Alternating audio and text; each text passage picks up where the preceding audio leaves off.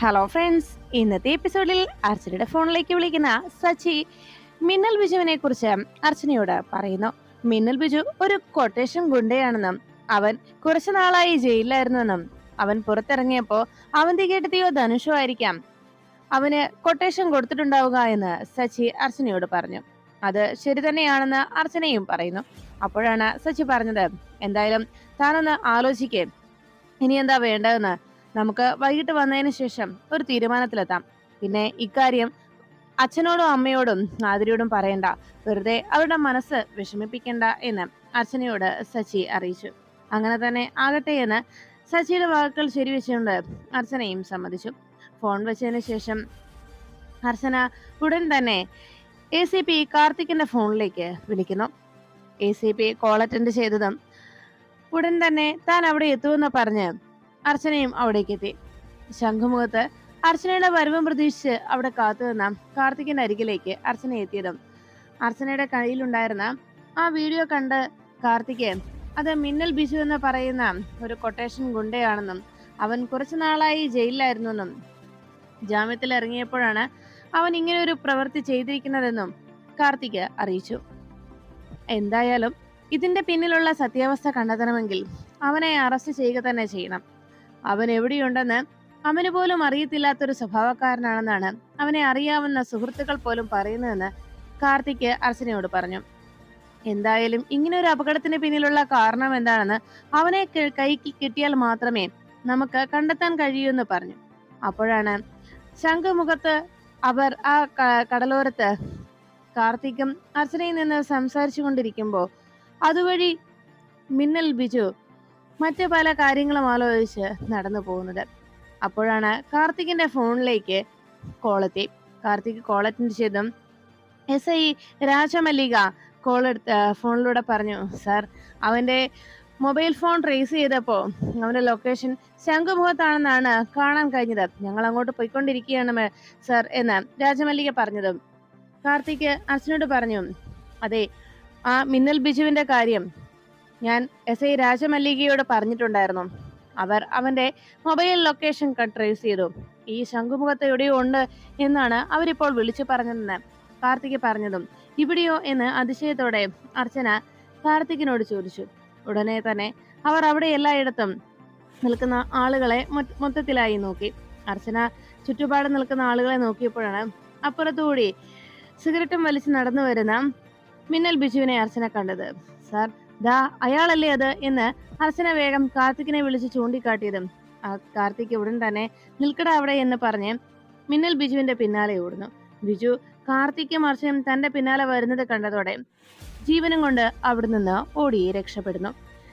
കാർത്തിക്കും അർച്ചനയും അവന്റെ പിന്നാലെ വീണ്ടും എത്തുമ്പോ അവിടേക്ക് എത്തിയ രാജമല്ലികയും സംഘത്തിന്റെയും മുന്നിലേക്ക് മിന്നൽ ബിജു ഓടിയെത്തിയത്. ജീപ്പിൽ ഇടിച്ചതിന് ശേഷം അവൻ വേഗം തന്നെ അവരുടെ കയ്യിൽ കിട്ടാതെ ഓടി രക്ഷപ്പെട്ടു. അപ്പോഴേക്കും SIയും സംഘവും പിന്നാലെ എത്തിയതും അവർക്ക് അവനെ പിടിക്കാൻ കഴിയാതെ ആകെ നിരാശയോടെ അർച്ചനയ്ക്കരികിലെത്തി. കാർത്തിക് പറഞ്ഞു, എന്തായാലും ഇത്രയും അടുത്തവനെ കിട്ടിയിട്ടും നമുക്കവനെ പിടിക്കാൻ കഴിഞ്ഞില്ലോ എന്ന നിരാശ കാർത്തിക് അങ്ങനെ സംസാരിച്ചു നിന്നപ്പോ രാജമല്ലിക അരികിലേക്ക് എത്തി. എന്തായിടോ എന്ന് കാർത്തിക് ചോദിച്ചതും രാജമല്ലിക പറഞ്ഞു, സാർ, അവനെ പിടിക്കാൻ കഴിഞ്ഞില്ല. അത് കേട്ടതും കാർത്തിക് ആകെ വിഷമത്തിലായി. അവനെ എത്രയും വേഗം പിടികൂടിയേ പറ്റൂ. അവൻ ഈ പരിസരത്ത് എവിടെയെങ്കിലും ഉണ്ടാകും. നിങ്ങൾ ഉടനെ തന്നെ അവനെ പിടികൂടണം എന്ന് പറഞ്ഞ് കാർത്തിക് രാജമല്ലിക്ക് വേണ്ട നിർദ്ദേശം നൽകി. ശരി സർ എന്ന് പറഞ്ഞ് രാജമല്ലിക സമ്മതിച്ചു നിൽക്കുമ്പോൾ അടുത്ത് വന്ന അർച്ചനയെ രാജമല്ലികയ്ക്ക് കാർത്തിക് പരിചയപ്പെടുത്തി കൊടുത്തു. ഇത് അർച്ചന, ഈ ആക്സിഡന്റ് സംഭവിച്ച അനൂപിന്റെ സഹോദരിയാണ്. കൂടാതെ കളക്ടർ മേഡത്തിന്റെ സുഹൃത്തുമാണ് എന്ന് അർച്ചനയെ ACP CIക്ക് പരിചയപ്പെടുത്തുന്നു. എല്ലാം കേട്ടതിന് ശേഷം രാജമല്ലിക ശരി സർ എന്ന് പറഞ്ഞ് മിന്നൽ ബിജുവിനെ അന്വേഷിച്ച് അവിടുന്ന് പുറപ്പെട്ടു. മിന്നൽ ബിജു ഈ സമയത്ത് അവിടെ ഉണ്ടായിരുന്ന ഒരു ടവറിന് അരികിലേക്ക് എത്തി. ആ ടവറിൽ കയറിയിരുന്നുകൊണ്ട് മിന്നൽ ബിജു വേഗം അവന്തികയുടെ ഫോണിലേക്ക് വിളിക്കുന്നു. അവന്തിക നെല്ലിശ്ശേരിയിൽ ഉണ്ടായിരുന്ന തക്കത്തിൽ തന്റെ ഫോണിലേക്ക് കോൾ വന്നത് കണ്ട് അവന്തിക വേഗം മറ്റാരുടെയും കണ്ണിൽ പെടാതെ അല്പം മാറി നിന്ന് കോൾ അറ്റൻഡ് ചെയ്തു. എന്താ ബിജു, എന്താ വിളിച്ചതെന്ന് ചോദിച്ചിട്ടും, മേഡം, ഒരു പ്രശ്നമുണ്ട്. എന്നെ ഇപ്പോ പോലീസ് പിടിക്കാൻ ശ്രമിച്ചു. ആ അർച്ചനയ്ക്ക് കാര്യങ്ങളൊക്കെ മനസ്സിലായെന്നാണ് എനിക്ക് തോന്നുന്നത്. അർച്ചനയാണ് പോലീസിനെ എന്നെ ചൂണ്ടിക്കാട്ടി കൊടുത്തത് എന്ന് മിന്നൽ ബിജു അറിയിച്ചു. അത് കേട്ട ഉടനെ അവന്തിക ബിജുവിനോട് ദേഷ്യപ്പെട്ടു. നീ എന്തിനാണ് അവരെ ഫോളോ ചെയ്യാൻ പോയത്? നീ തന്നെ എന്തിനാണ് അവരെ ഫോളോ ചെയ്തതെന്ന് ചോദിച്ചപ്പോ ബിജു പറഞ്ഞു, മേഡം, ഞാൻ അവളുടെ പിന്നാലെ പോയപ്പോ അവൾക്ക് എന്നെ അറിയില്ലെന്നാണ് കരുതിയത്. പക്ഷെ അവൾ എന്നെ തിരിച്ചറിഞ്ഞ സ്ഥിതിക്ക് ഒരു കാര്യം വ്യക്തമാണ് മേഡം. അന്നത്തെ ആക്സിഡന്റുമായി ബന്ധപ്പെട്ടുള്ള വിഷ്വൽസ്, ആ CCTV വീഡിയോ, അത് അവളുടെ കയ്യിൽ കിട്ടിയിട്ടുണ്ട്. അതുകൊണ്ട് തന്നെയാണ് അവൾ എന്നെ തിരിച്ചറിഞ്ഞത് എന്ന് വിഷമത്തോടെ ബിജു അവന്തികയെ അറിയിച്ചു. എല്ലാം കേട്ട അവന്തിക പറഞ്ഞു, ശരി ശരി, എന്തായാലും നീ ഫോൺ വയ്ക്കേ, ഞാൻ എന്താ വേണ്ടതെന്ന് ആലോചിച്ചിട്ട് നിന്നെ വിളിക്കാം. തൽക്കാലം നീ അവരുടെ കയ്യിൽ എത്താതെ വേഗം അവിടെ നിന്ന് മാറിക്കോ എന്ന് അവന്തിക ബിജുവിനോട് പറഞ്ഞതിന് ശേഷം ഫോൺ വെച്ചു. ബിജുവിനോട് വേണ്ട നിർദ്ദേശം നൽകി കഴിഞ്ഞ് ഇനി എന്ത് ചെയ്യണമെന്നറിയാതെ ആകെ ആശങ്കപ്പെട്ട അങ്ങനെ അവന്തിക നിൽക്കുമ്പോഴാണ് ഗാർഡനിൽ ആ തൊട്ടിലിരുന്നുകൊണ്ട് ആട്ടുതൊട്ടിലിരുന്ന് സ്നേഹയും ധനുഷും കൂടി മൊബൈലിലെ ഓരോ രസകരമായ കാര്യങ്ങൾ സംസാരിച്ചും അതിലെ ഓരോ വീഡിയോസും ഒക്കെ കണ്ട് രണ്ടുപേരും ചിരിച്ചു കളിച്ചിരിക്കുന്ന കാഴ്ച കണ്ടത്. സ്നേഹിയോട് കൂടുതൽ അടുപ്പം കാണിച്ചുകൊണ്ടുള്ള ധനുഷിന്റെ അത്തരം പെരുമാറ്റങ്ങളൊന്നും ഇഷ്ടപ്പെടാതെ ദേഷ്യത്തോടെ അവന്തിക നോക്കുന്നു. ധനുഷ് വലിയ സന്തോഷത്തോടെ പൊട്ടിച്ചിരിച്ച് സ്നേഹയോടൊപ്പം സമയം പങ്കുവെക്കുന്നത് കണ്ട് ദേഷ്യത്തോടെ അവന്തിക നോക്കി. പിന്നീട് കാണുന്നത് മിന്നൽ ബിജുവിന്റെ ഫോട്ടോ മീരയിടത്തെയും അനൂപിനെയും കാണിച്ച് അർച്ചന അവനെ പരിചയമുണ്ടോ എന്ന് അന്വേഷിക്കുന്നു. അവൻ തന്നെയായിരുന്നു അന്ന് ആക്സിഡന്റ് സംഭവിച്ച ദിവസം ആ ജീപ്പിൽ ഉണ്ടായിരുന്നെന്നും ആ കൊട്ടേഷൻ കൊണ്ടേ ആരോ മനഃപൂർവ്വം അനൂപേട്ടനെ അപായപ്പെടുത്താനായി പറഞ്ഞയച്ചതാണെന്നും അർച്ചന പറയുന്നത് കേട്ട് അനൂപ് പറഞ്ഞു, ഇങ്ങനെ ഒരുത്തനെ ഞാൻ ഇന്നേ വരെ കണ്ടിട്ടില്ല. പിന്നെ അവനും ഞാനും തമ്മിൽ ഇന്നേ വരെ ഒരു പ്രശ്നവും ഉണ്ടായിട്ടുമില്ല. പിന്നെന്തിനാ അവൻ എന്നെ കൊല്ലാൻ നോക്കണം എന്ന് അനൂപ് ചോദിച്ചപ്പോ അർച്ചന പറഞ്ഞു, ഏട്ടന് അവനെ കണ്ട് പരിചയമില്ല എന്നതുപോലെ തന്നെ അവനും ഈ ജന്മത്ത് ഏട്ടനെ കണ്ടിട്ടുണ്ടാവില്ല. പക്ഷെ അവന് കിട്ടിയ കൊട്ടേഷൻ അങ്ങനെയാണ്. അതുകൊണ്ടാണ് ഏട്ടനെ അപായപ്പെടുത്താൻ അവൻ ശ്രമിച്ചത്. കണ്ടാൽ ആക്സിഡന്റ് എന്ന് തോന്നിപ്പിക്കത്തക്ക രീതിയിൽ അവനോട് അത് ചെയ്യിച്ചതാണ് എന്ന് അർച്ചന പറയുമ്പോ അനൂപ് ചോദിച്ചു, അങ്ങനെ ഞാൻ ആരോടും ഒരു ദ്രോഹം ചെയ്തിട്ടില്ലല്ലോ, ആർക്കും ഒരു പ്രശ്നവും ഞാനായിട്ട് ഉണ്ടാക്കിയിട്ടില്ല. പിന്നെ ആരാണ് എനിക്കെതിരെ ഇങ്ങനൊരു കൊട്ടേഷൻ കൊടുക്കാനെന്ന് അനൂപ് അന്വേഷിച്ചപ്പോ അർച്ചന പറഞ്ഞു, ഏട്ടൻ ആരോടും ഒരു ദ്രോഹവും ചെയ്തിട്ടില്ലെന്ന് ഏട്ടനോട് ആരാ പറഞ്ഞത്? ധനുഷിന്റെ പേര് ഷാഹിർ മുഹമ്മദ് ആണെന്നും അവൻ മുമ്പ് ജോലി ചെയ്തിരുന്ന സ്ഥലത്ത് ഒരു പെൺകുട്ടിയുടെ മരണം വരെ അവൻ മൂലം സംഭവിച്ചു എന്നുമൊക്കെ പുറത്തു കൊണ്ടുവന്നത് ഏട്ടനല്ലേ? അപ്പൊ പിന്നെ ധനുഷിനെതിരെ ഏട്ടൻ അങ്ങനെ ഒരു പ്രവൃത്തി ചെയ്യുമ്പോൾ ധനുഷ് വെറുതെ ഇരിക്കുമോ? അതിന് കാരണം ഏട്ടനല്ലേ എന്ന് ചോദിച്ചതും മീര പറഞ്ഞു, എനിക്കും അങ്ങനെ ഒരു സംശയം തോന്നിയിരുന്നു. ഈ അപകടവുമായി ബന്ധപ്പെട്ട് ധനുഷിനെ കൊടുക്കാൻ ശ്രമിച്ചതിന്റെ പേരിൽ അവന്തിക ഇങ്ങനെ അനൂപേട്ടനോട് കാട്ടിയതെന്നാണ് ഞാൻ കരുതിയത്. അന്ന് ആ രാജമല്ലിക മേഡം വന്നപ്പോ ഞാൻ ഇക്കാര്യം പറയാൻ വേണ്ടി ഒരുങ്ങിയതാണ്. അർച്ചന പറഞ്ഞതുകൊണ്ടാണ് ഞാൻ അവന്തികയുടെ പേര് പറയാതിരുന്നതെന്ന് മീരടുത്തി പറഞ്ഞപ്പോ അർച്ചന പറഞ്ഞു, ഏടത്തി ആ അവന്തികേടത്തിയുടെ പേര് പറഞ്ഞാലും അതുകൊണ്ടൊന്നും ഒരു ഗുണവും ഉണ്ടാകാൻ പോകുന്നുണ്ടായിരുന്നില്ല. അത് വേറൊന്നും കൊണ്ടല്ല, അങ്ങനെ ഒരു പേര് പറഞ്ഞു എന്നത് വെച്ച് കൂടുതൽ പ്രശ്നങ്ങളെ ഉണ്ടാകുമായിരുന്നുള്ളൂ. കാരണം ഇന്ന് ഇങ്ങനെ ഒരു ആക്സിഡന്റ് സംഭവിച്ചതിന്റെ പേരിൽ എന്തിനാണ് അവന്തിക ഇതെല്ലാം ചെയ്യിക്കുന്നതെന്ന് ചോദിച്ചാൽ അന്ന് അനൂപേട്ടൻ ആ ധനുഷിന്റെ കാര്യങ്ങളൊക്കെ പുറത്ത് കൊണ്ടുപോകുന്നതിന്റെ പേരിൽ എന്തൊക്കെ സംഭവങ്ങൾ ഉണ്ടായെന്ന് പറയേണ്ടി വരും.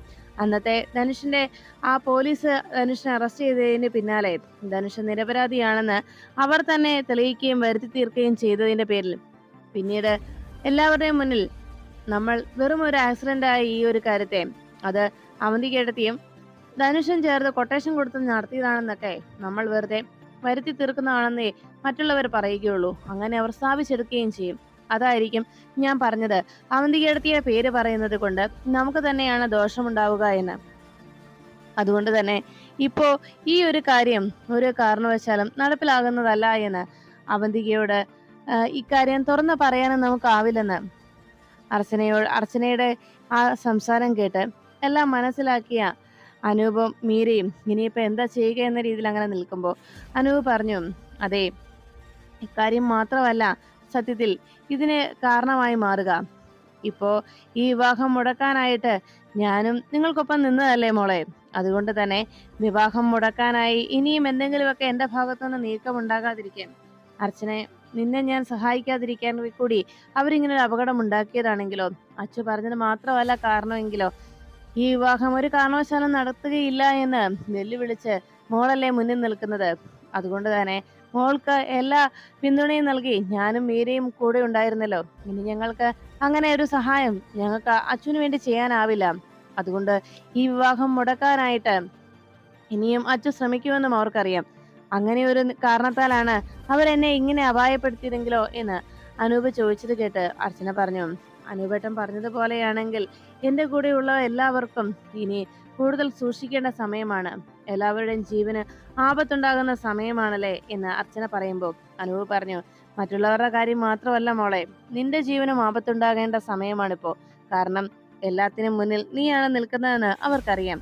എല്ലാത്തിനും വേണ്ട നിർദ്ദേശങ്ങൾ നൽകി ഓരോരുത്തരെയും കൊണ്ടും ഓരോന്ന് ചെയ്യിക്കുന്നത് നീയാണെന്ന് അറിയാവുന്നത് കൊണ്ട് അവർ നിന്റെ ജീവന് കൂടി ആപത്തുണ്ടാക്കാനാണ് അവർ കൂടുതൽ ശ്രമിക്കുക.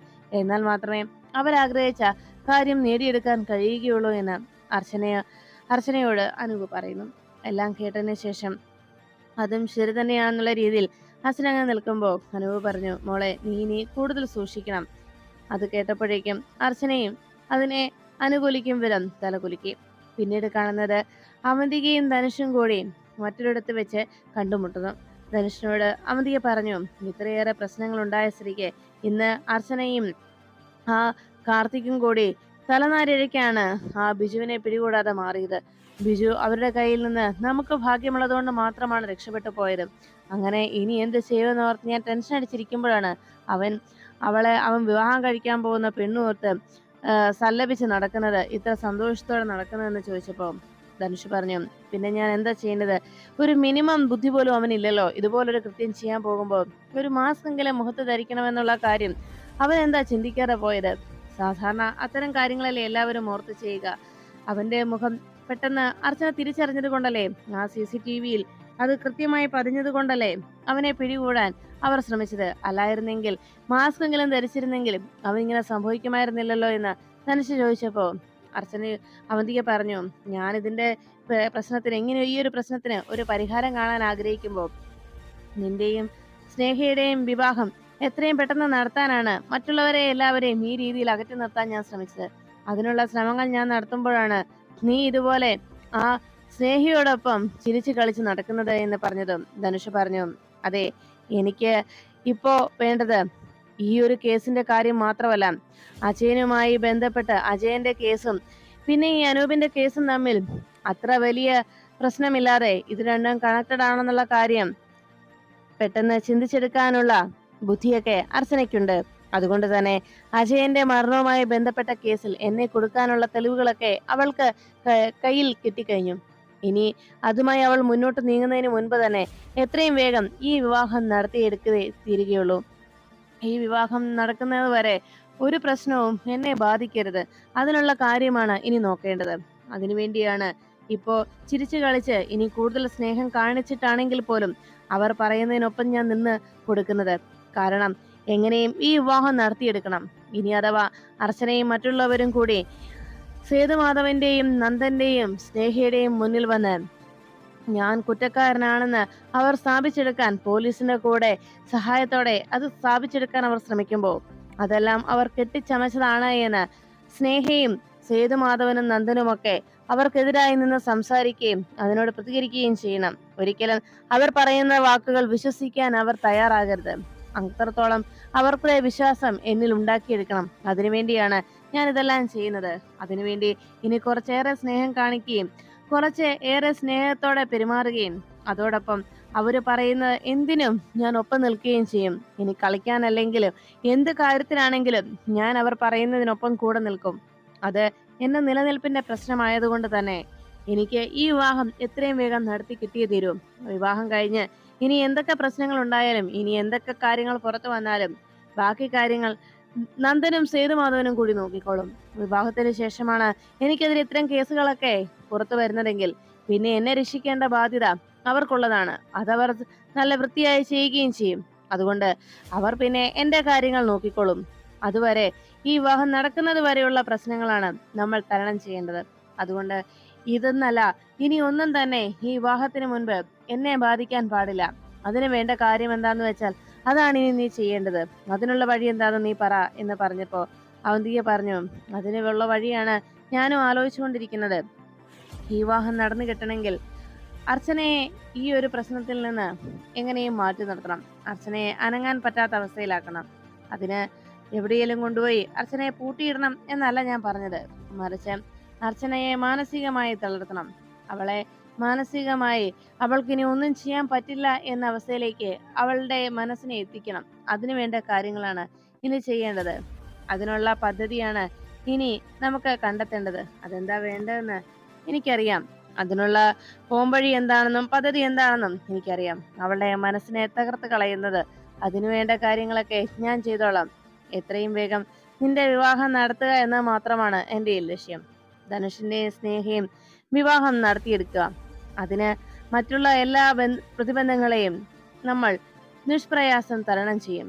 ഇത്രയും നാളും അവളെ ഒരു വിവാഹവും അവൾ ആഗ്രഹിക്കാത്ത, അവൾ എതിരെ നിൽക്കുന്ന ഒരു വിവാഹവും നടത്തി കൊടുക്കാതിരുന്ന ഈശ്വരൻ ഇത്തവണ അവളെ അതിന് തുണയ്ക്കില്ല. ഒരിക്കലും അവൾ ആഗ്രഹിച്ചതുപോലെ ഇത്തവണ അവളുടെ ഭാഗത്തേക്ക് ഒരിക്കലും വിജയമുണ്ടാവുകയില്ല. അവൾ എത്രയും വേഗം ഈ വിവാഹത്തിൽ നിന്ന്, അവളുടെ ഈ വെല്ലുവിളിയിൽ നിന്ന് അവൾ സ്വയം പിന്മാറും. അതിനു വേണ്ട കാര്യങ്ങളാണ് ഞാൻ ചെയ്തിരിക്കുന്നത്. അതെന്താ വേണ്ടതെന്നും എനിക്കറിയാം. അവൾ വിശ്വസിക്കുന്ന ദൈവം ഇത്തവണ അവളെ തുണയ്ക്കാൻ എത്തില്ല തീർച്ച എന്ന് പറഞ്ഞ അർച്ചനയെ വെല്ലുവിളിക്കുന്ന വിധത്തിൽ അർച്ചനയുടെ നീക്കങ്ങൾ ഇതോടെ അവസാനിക്കാൻ പോകുന്നു എന്ന അഹങ്കാരത്തിൽ അവന്തിക പുഞ്ചിരിക്കുമ്പോൾ ഹോസ്പിറ്റലിൽ ആതിരയെ പരിശോധിക്കാനായി ഡോക്ടർ എത്തുന്നു. ഡോക്ടർ പരിശോധനയ്ക്ക് ശേഷം പറയുന്ന എന്താന്ന് കേൾക്കാനായി കാത്തു നിന്ന ആ നിമിഷം എല്ലാ ടെസ്റ്റുകളും നോക്കിയതിനു ശേഷം അദ്ദേഹത്തോട് അർച്ചന ചോദിച്ചു, ഇപ്പോഴത്തെ അവസ്ഥ എങ്ങനെയാണ് ഡോക്ടർ? ഇപ്പോ ആതിരയ്ക്ക് എങ്ങനെയുണ്ട്? അത് കേട്ട അദ്ദേഹം പറഞ്ഞു, പഴയ കണ്ടീഷനിൽ നിന്നും യാതൊരു വ്യത്യാസവും ആതിരയ്ക്ക് ഉണ്ടായിട്ടില്ല. മാത്രമല്ല കുട്ടിയുടെ പൊസിഷനും പഴയ രീതിയിൽ തന്നെയാണ്. കുട്ടിയുടെ തല തിരിഞ്ഞു വന്നാൽ മാത്രമേ ഉള്ളൂ ഒരു നോർമൽ ഡെലിവറിയിലേക്ക് കാര്യങ്ങൾ മാറ്റാൻ കഴിയും. അത് മാത്രമല്ല ഇപ്പോഴത്തെ സാഹചര്യത്തിൽ 7-ാം തീയതി ഫിക്സ് ചെയ്ത ഓപ്പറേഷൻ നടത്തുക തന്നെയാണ് ബെറ്റർ എന്ന് അദ്ദേഹം പറയുമ്പോൾ അർച്ചന ചോദിച്ചു, സർ, ഈ 7-ാം തീയതി എന്ന് പറയുന്നത് 6-ലേക്കോ 8-ലേക്കോ മാറ്റിക്കൂടെ? അങ്ങനെയാണെങ്കിൽ ഞങ്ങൾക്ക് ചില അസൗകര്യങ്ങൾ ഉണ്ടായിരുന്നു, അത് മാറിക്കിട്ടുമായിരുന്നു എന്ന് പറഞ്ഞപ്പോൾ അദ്ദേഹം പറഞ്ഞു, 6-ാം തീയതിയിലും 8-ാം തീയതിയിലും മറ്റു ചില ഓപ്പറേഷൻസ്, 6-ാം തീയതിയിലും അതിനു മുൻപൊക്കെ മറ്റു ചില ഓപ്പറേഷൻ ഫിക്സ് ചെയ്തിട്ടുണ്ട്. അതുകൊണ്ടാണ് 7-ാം തീയതിയിലേക്ക് ആതിരയുടെ ഓപ്പറേഷൻ നടത്താമെന്ന് തീരുമാനിച്ചത്. പിന്നെ 8-ാം തീയതി കഴിഞ്ഞാൽ ഞാൻ പിന്നെ ലീവിലുമായിരിക്കും. അതാണ് കാരണമെന്ന് അദ്ദേഹം അറിയിച്ചു.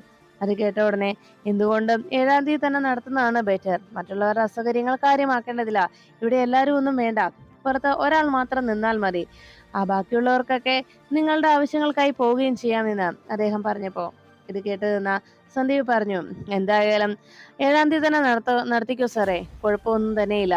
അന്ന് ഞാനുണ്ടാകും ഇവിടെ, മറ്റാരും ഇല്ലെങ്കിലും ഞാനുണ്ടാകും ഓപ്പറേഷൻ തിയേറ്ററിന് മുന്നിൽ. എനിക്ക് മറ്റൊരു തിരക്കുകളും ഇല്ല എന്ന് സന്ദീപ് പറഞ്ഞതും അദ്ദേഹം പറഞ്ഞു, എന്നാ ശരി, അങ്ങനെ തന്നെ ആയിക്കോട്ടെ എന്ന് പറഞ്ഞ് അദ്ദേഹം അവിടെ നിന്ന് പോകുമ്പോൾ സന്ദീപ് ചോദിച്ചു, ഞാൻ നിങ്ങളോട് എല്ലാവരോടും പറഞ്ഞല്ലേ ഏട്ടതി, എനിക്ക് ഈ വിവാഹത്തിൽ പങ്കെടുക്കാൻ താല്പര്യമില്ല എന്ന്. പിന്നെ എന്തിനാ നിങ്ങൾ അതിനെ വീണ്ടും നിർബന്ധപൂർവ്വം എന്നെ വിവാഹത്തിലേക്ക് പങ്കെടുപ്പിക്കാനായി ഇങ്ങനെ ഓരോ കാര്യങ്ങൾ ചെയ്തു കൂട്ടുന്നത്? എനിക്ക് അതിൽ പങ്കെടുക്കാത്തതിന്റെ പേരിൽ യാതൊരു വിഷമവും ഇല്ല. ദയവ് ചെയ്ത് ഇനിയെങ്കിലും ഞാൻ പറയുന്നത് നിങ്ങൾ എല്ലാവരും ഒന്ന് മനസ്സിലാക്കണം. എന്നെ ഇതുപോലെ ഇനി വിഷമിപ്പിക്കരുത്. അച്ഛനോ അമ്മയ്ക്കും വിവാഹത്തിന് പോകണമെങ്കിൽ പോകാം, മീരടത്തേക്കും പോവാം. അനൂപേട്ടന്റെയും ആതിരയുടെയും അടുത്ത് ഞാൻ നിന്നോളാം. ഇനിയും ഈ കാര്യത്തെ പറഞ്ഞ് എന്നോട് നിങ്ങൾ ആരും നിർബന്ധിക്കരുത്. അത്രേ എനിക്ക് പറയാനുള്ളൂ. എന്റെ മാനസികാവസ്ഥ നിങ്ങളെങ്കിലും മനസ്സിലാക്കണമെന്ന് പറഞ്ഞ് സന്ദീപ് അവിടെ നിന്ന് പോകുമ്പോൾ ഇതെല്ലാം കേട്ട് നിന്ന ദയാനന്ദ മാഷ് അച്ഛനോട് പറഞ്ഞു, ഇനിയും അവനോട് ആരും ഒന്നും പറയണ്ട ഇതിനെക്കുറിച്ച്. പാവം സന്ദീപിന്റെ മനസ്സ് ഇനി വിഷമിപ്പിക്കണ്ട. ആ മനസ്സിന്റെ വേദന എന്താന്ന് നമുക്കറിയാവുന്നതല്ലേ. മനഃപൂർവ്വം ഈ വിവാഹത്തിനായി അവർ തയ്യാറെടുക്കുമ്പോൾ വിവാഹം ഒരിക്കലും നടക്കേണ്ടതല്ല എന്ന് നമുക്കറിയാമായിരുന്നിട്ടും ഈ വിവാഹത്തിന് അവർ ഇത്രയേറെ പിന്തുണ നൽകുകയും ഇത് നടത്തണമെന്ന് അവർ വാശി പിടിക്കുന്നത് എന്തുകൊണ്ടാണെന്ന് നമുക്കറിയാവല്ലോ മോളെ എന്ന് ചോദിച്ചപ്പോൾ അർച്ചന പറഞ്ഞു, സന്ദീപ് അവിടേക്ക് വരാത്തതിന്റെ പേരിൽ വീട്ടിലുള്ള എല്ലാവർക്കും വിഷമമുണ്ട്. പക്ഷെ ആ വിഷമത്തെക്കാൾ ഉപരി അവിടെയുള്ളവർക്കെല്ലാം ഇപ്പൊ ഒരു വാശി പോലെയാണ് ഈ വിവാഹം നടത്തുക എന്നത്. അതാണ് ഈ ദിവസത്തിൽ തന്നെ, ആ മുഹൂർത്തത്തിൽ തന്നെ വിവാഹം നടത്തണമെന്ന് നിർബന്ധം പിടിക്കാനുള്ള കാരണമെന്ന് അർച്ചന പറഞ്ഞു. അത് കേട്ട ദയാനന്ദ മാഷ് പറഞ്ഞു. അതുകൊണ്ട് തന്നെയാ മോളെ സേതു എന്നെ വിളിച്ച് വിവാഹം മാറ്റിവെക്കണോ എന്ന് ചോദിച്ചപ്പോ ഞാൻ അത് വേണ്ട എന്നും നിശ്ചയിച്ച മുഹൂർത്തത്തിൽ തന്നെ വിവാഹം നടക്കട്ടെ എന്നും പറഞ്ഞത്. അത് മറ്റൊന്നും കൊണ്ടല്ല, എന്റെ മക്കൾ കാരണം അവരുടെ സന്തോഷം ഒരിക്കലും ഇല്ലാതാകരുത്. അവർക്ക് നമ്മൾ കാരണം ഒരു ബുദ്ധിമുട്ടുണ്ടാവല്ലേ, അത്ര മാത്രമേ ആഗ്രഹിച്ചുള്ളൂ. ഇനി അവരെ വിവാഹം മാറ്റിവെക്കാൻ നല്ല ഉദ്ദേശത്തോടെയാണെങ്കിലും വെറുതെ കാര്യമായിട്ടാണെങ്കിലും അല്ലാതെയാണെങ്കിലും ശരി, അങ്ങനെ ഒരു ചോദ്യം ചോദിച്ചപ്പോൾ ഞാൻ അതിന് അങ്ങനെ മറുപടി നൽകിയതും അതുകൊണ്ട് തന്നെയാണ്. പിന്നെ ഈ വിവാഹത്തില് എന്തായാലും ഞങ്ങളും പങ്കെടുക്കില്ല. ഞാനും കമലയും പോകുന്നില്ല. അത് തീർച്ചയാണ്. കാരണം എന്റെ മക്കളുടെയും മരുമക്കളുടെയും വാക്കുകൾക്ക് വില കൽപ്പിക്കാത്ത ആ വീട്ടിലുള്ളവരുടെ അടുത്തേക്ക് അവർ നടത്തുന്ന ഈ വാശിയും നിർബന്ധവും കാരണം അവർ നടത്തുന്ന ഈ വിവാഹത്തിൽ പങ്കെടുക്കാൻ ഞാനും ആഗ്രഹിക്കുന്നില്ല. കാരണം അവിടെ ചെന്ന് കഴിഞ്ഞാൽ ചിലപ്പോൾ അവിടുത്തെ പ്രവൃത്തികൾ കണ്ടു കഴിയുമ്പോൾ പ്രതികരിച്ചു പോയേക്കും. എത്ര എങ്ങനെയാണ് എല്ലാം കണ്ടിട്ടൊന്നും കണ്ടില്ല എന്ന് കരുതിയും കടിച്ചമർത്ത് നിൽക്കുക. അതുകൊണ്ട് തന്നെ ചിലപ്പോ അവിടുത്തെ സംഭവങ്ങൾ കണ്ടാൽ പ്രതികരിച്ചേക്കും. അത് പിന്നെ കൂടുതൽ മനസ്സിന് വേദന ഉണ്ടാക്കുന്ന കാര്യമായി മാറും. അതുകൊണ്ട് ഈ വിവാഹത്തിൽ പങ്കെടുക്കാതിരിക്കുന്നത് തന്നെയാണ് മറ്റെന്തുകൊണ്ടും നല്ലത്. എത്രയൊക്കെ കടിച്ചമർത്താൻ ശ്രമിച്ചാലും മനുഷ്യനല്ലേ, പ്രതികരിച്ചു പോവില്ലേ? അതിനാൽ എന്തായാലും ഈ വിവാഹത്തിൽ പങ്കെടുക്കാൻ ഞാനോ കമലയോ പോവില്ല, അത് തീർച്ച എന്ന് പറഞ്ഞ് അവിടെ നിന്ന് ദയാനന്ദ മാഷ് പോകുമ്പോൾ അർച്ചനയും ആതിരയും കമലയിടത്തെയും പരസ്പരം നോക്കി. ഈ വിവാഹത്തില് ആർക്കും താല്പര്യമില്ല എന്നതും അവരാരും ഈ വിവാഹം നടക്കാൻ ആഗ്രഹിക്കുന്നില്ല എന്നതും സത്യമാണെന്ന് നോക്കി ഏവരും അതിനെക്കുറിച്ച് ആലോചിച്ചു നിന്നു.